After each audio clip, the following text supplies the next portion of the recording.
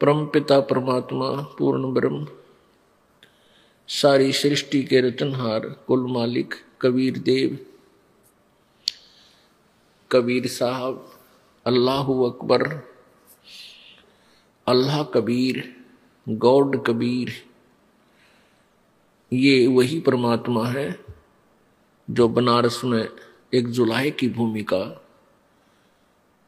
करके अपने तत्व ज्ञान को प्रचार करके सशरीर आए थे। सशरीर अपने निज धाम सतलोक को चले गए।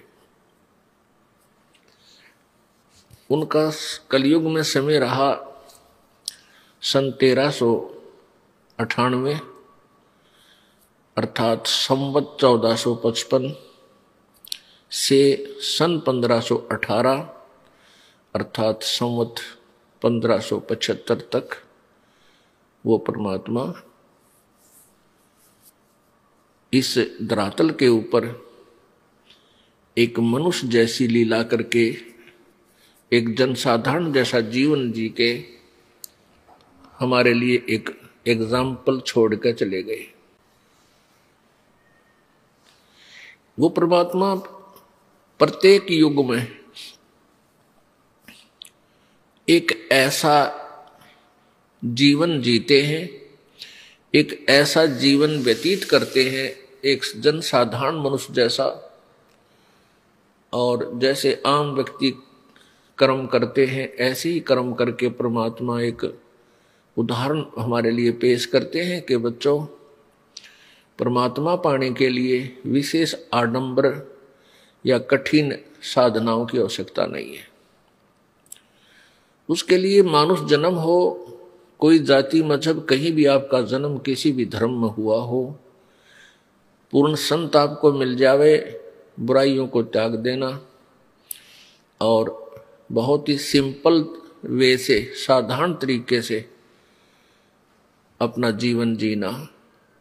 परमात्मा पाने के लिए जंगल पहाड़ों पर या जंगल में जाना आवश्यक नहीं है। भक्ति करने से बात बनेगी। आप अपना कर्तव्य करते हुए, अपना जो आपका स्वाभाविक कर्म है, इनको करते हुए परमात्मा प्राप्ति कर सकते हो। उसके लिए वे स्वयं ही एग्जाम्पल बनते हैं, उदाहरण बनते हैं। परमेश्वर ये दिखाकर गए थे कि मेरे से निर्धन कोई नहीं हो सकता। एक झोंपड़ी में रहना, माता पिता थे, मोह बोले। परमात्मा के माता पिता नहीं थे, लेकिन नीरू नीमा नामक एक जुलाहे ने, दंपति ने उनको परमात्मा को कमल के फूल से उठाया था और अपने बच्चे की तरह पालन पोषण किया था। वो भी लीला थी परमात्मा की, ना तो जो सबका धारण पोषण करता उसका पालन पोषण कौन कर सकता है। उन्होंने एक लीला दिखानी थी, अपना जीवन एक मनुष्य की तरह ऐसे ही ये लीला करनी थी। प्रत्येक युग में करते आए हैं। उसमें अपने दो मुंह बोले माता पिता, दो बच्चे थे जो मुर्दे जीवित किए थे। लड़के का नाम कमाल, लड़की का नाम कमाली था। और जैसे एक व्यक्ति अपने परिवार का पोषण करता है अपना कर्तव्य कर्म करके, तो जुलाहे का कर्तव्य कर्म करते हुए परमात्मा ने यह उदाहरण दिया था कि तुम विश्वास रखो मालिक पे, यहाँ घना जोड़ा तोड़ी के चक्कर में मत पड़ो, ज्यादा संपत्ति और ज्यादा संग्रह करने के चक्कर में मत पड़ो, ये काल का जाल है। केवल इतना ही करो जितने आपको आवश्यकता है, बाकी समय मालिक के चरणों में ध्यान रखो। परमेश्वर जी क्या करते थे, कपड़ा बुनते थे और उसको फिर उसकी जो कमाई आती थी कपड़ा बुनने की मजदूरी, उसमें से जो उनके आवश्यक आइटम की आवश्यकता होती थी घर पर खाने पीने के लिए, वो ले आते थे और फिर पैसा बच जाता था उसको धर्म में लगा देते थे। अब भंडारे कर देते थे, भोजन भंडारे कर देते थे, वो संग्रह नहीं करते थे। पुण्यात्माओं हमें उदाहरण देते हैं, परमात्मा संकेत देते हैं, पर हम बालक हैं। हम काल प्रेरणा में आकर के काल के ही भाव में बहे रहते हैं। हम परमात्मा की वाणी पर विश्वास कम करते हैं। परमेश्वर कहते हैं कबीर जी कि कह कबीर सुनो विषादो मैं तो हूं विश्वास में।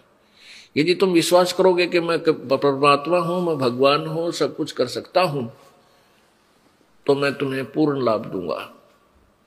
और तुम इतना विश्वास नहीं कर पाओगे तो तुम्हें वर्क डन ही मिलेगा। परमेश्वर हमें क्या उदाहरण देते हैं कि इतना मांगो भगवान से कि साईं इतना दीजिए जामे कुटुंब समावे, हम भी भूखे ना रहे अतिथि ना भूखा जावे। केवल इतनी ही डिमांड बहुत घनी हो जाती है। अब यहां देख लो आप, ये बड़े बड़े सेठ साहूकार व्यक्ति, बहुत से उदाहरण हमारे सामने हमारे जीवन में घटित हो चुके हैं। एक अरबपति व्यक्ति सारा जीवन संपत्ति जोड़ने में, फैक्ट्री लाने में व्यतीत किया,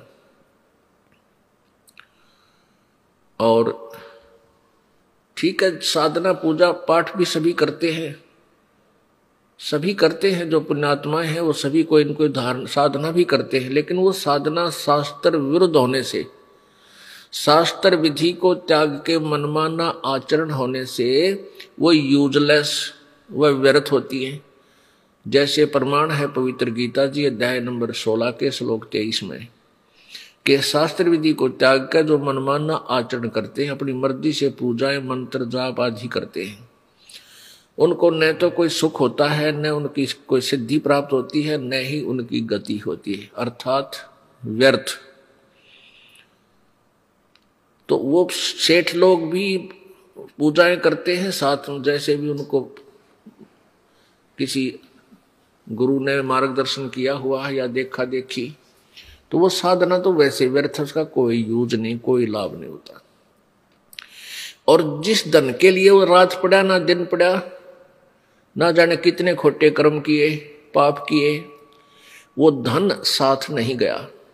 एक्सीडेंट दुर्घटना में मर गए, कोई तो हेलीकॉप्टर में मर जाता है, कोई कार दुर्घटना में, कोई ट्रेन एक्सीडेंट में, और वो पाप रह गए इकट्ठे, धन यही रह गया, वो पाप साथ ले गया।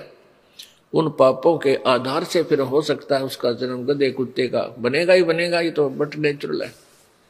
फिर जिन कोठी और फैक्ट्रियों को अपनी कहा करता था, अब उसमें कोई भी उसको प्रवेश नहीं करने देगा, उसका लठ मारेंगे। तो पुण्यात्मा परमात्मा हमें बताने आए थे कि तुम मनुष्य जीवन आप जी को मिला है परमात्मा प्राप्ति के लिए, और इसका कोई यूज नहीं।